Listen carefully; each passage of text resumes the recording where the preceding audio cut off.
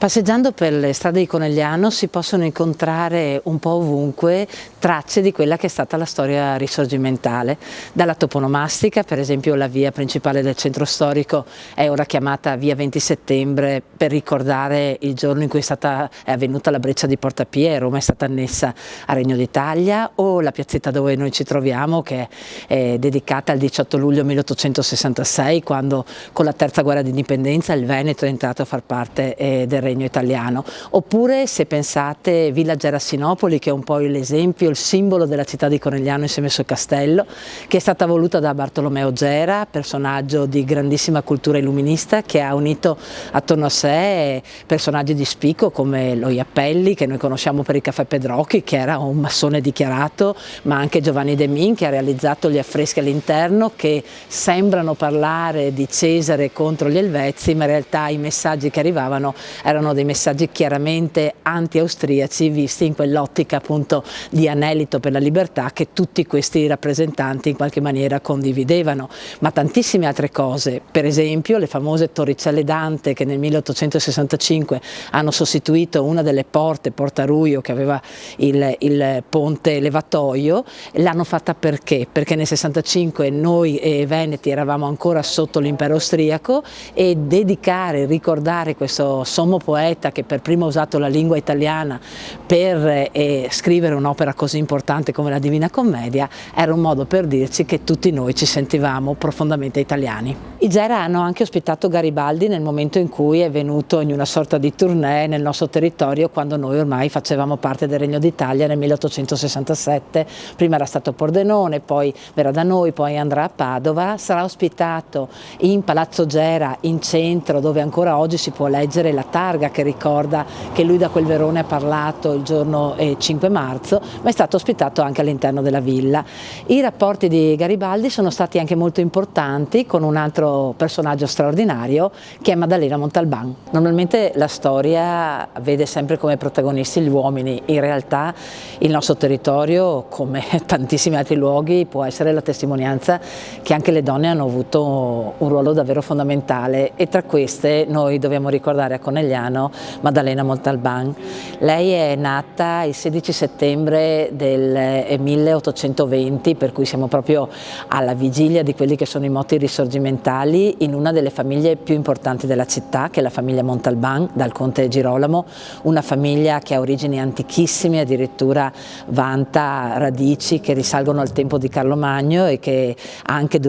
dopo quello che è stato il congresso di Vienna del 1815, era quando gli austriaci sono arrivati nella nostra città, aveva un ruolo sicuramente importantissimo, e nonostante questo era una famiglia che ha cresciuto gli esponenti e anche le generazioni più giovani con quegli ideali risorgimentali che qui moltissime persone hanno avuto. Maddalena è stata una donna straordinaria. Lei si è sposata molto giovane, è andata a vivere a Venezia. Suo marito era un personaggio, apparteneva a una famiglia che si era arricchita durante il periodo napoleonico, e probabilmente con la fortuna economica c'è stata anche questa accettazione degli ideali repubblicani che lei ha sposato in pieno, e ha trasformato il palazzo che avevano a San Canciano in un luogo di resistenza, soprattutto quando ci sono stati i famosi moti del 1848, dove Venezia eroicamente ha resistito all'assedio nemico per ben 17 mesi. Lei curava all'interno di questo palazzo i feriti e dava aiuto per quanto poteva a tutti. C'è anche un episodio particolarissimo che racconta che uno dei generali che combatteva per l'Italia, per ringraziarla delle cure amorevoli che le aveva riservato, gli ha donato il suo braccio che era stato amputato, che poi aveva fatto imbalsamare, e questo braccio diventerà uno dei motivi per cui questa donna sarà incarcerata da parte delle truppe dell'impero austriaco. Lei aveva cercato addirittura di fondare un battaglione formato solo da donne, che voleva essere un battaglione armato, ma un'idea così progressista non era accettabile a quei tempi neanche da quelle che erano le figure più avanti, come possiamo ricordare Niccolò Tommaseo piuttosto che Daniele Manin, E a un certo punto lei si sfoga scrivendo una lettera a Garibaldi in cui dice: il destino mi fece il torto di farmi donna perché il nostro sesso è pieno di schiavitù.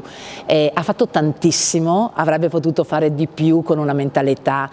più aperta, ma pensate che la sua famiglia, insieme con quella della famiglia Papadopoli, che tra l'altro erano legati da rapporti di parentela, ha anche finanziato la resistenza veneziana, questi famosi 17 mesi, e poi lei ha continuato a mantenere, insieme con suo marito, che veramente ha usato tutta la sua fortuna e che poi è stato anche mandato in esilio e che ha dovuto pagare anche una multa grandissima, hanno finanziato anche quelle che sono state le imprese garibaldine successive. Il primo grande problema l'ha avuto nel giugno del 1861, Cavour era morto da poco e lei ha partecipato a una veglia funebre nella Basilica di San Marco. Quando è arrivata la polizia per allontanare i partecipanti e si sono accorti che nel gruppo c'era questa donna di questa famiglia così importante, gli hanno dato una scelta. Avrebbe potuto pagare una piccola ammenda oppure andare in carcere. Lei ha scelto il carcere perché voleva essere un esempio. Ritorna in carcere 2 anni dopo perché durante una perquisizione trovano questo famoso braccio di cui vi ho parlato prima e quando finisce la sua detenzione le sue compagne vengono liberate e lei invece viene trasportata al carcere della Giudecca perché avevano scoperto che nel periodo della detenzione lei continuava a tenere le fila tra tutti quelli che erano in quel periodo le persone che combattevano per la libertà d'Italia. Alla fine è stata graziata da Francesco Giuseppe, sicuramente perché era diventata un simbolo, e pensate che quello che era il generale delle truppe austriache a Venezia aveva stilato una lista di tutti i personaggi più pericolosi per l'impero austriaco e l'unica donna che compare è proprio lei. E lei morirà nel 69, giovanissima, proprio per le malattie che aveva contratto durante questo carcere durissimo che aveva dovuto subire. Ma il suo esempio e la storia che lei ha saputo in qualche maniera incidere e raccontare è un esempio per tutti noi.